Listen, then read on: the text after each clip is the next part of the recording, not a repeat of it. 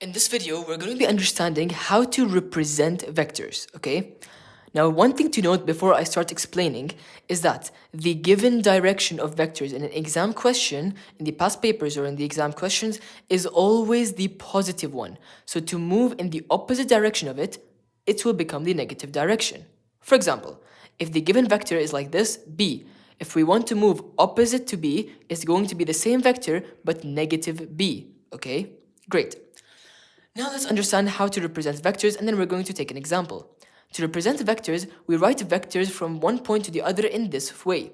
The arrow represents that this is a vector line from point A to point C. The arrow starts from A, goes to C. So from point A to point C or B, whichever point, the given points. So this arrow symbolizes this vector line is going from point A to point C. The vector will start at this point A and at point C.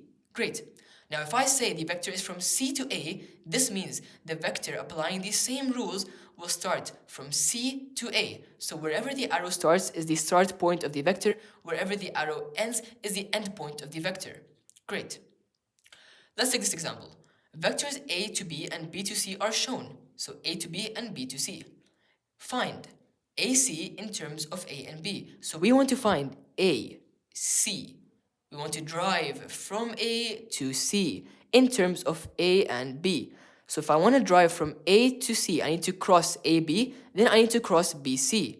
So first I'll drive from A to B, which is A, then I will drive from B to C, which is B. So the total from A to B and B to C, AC, is equal to A plus B.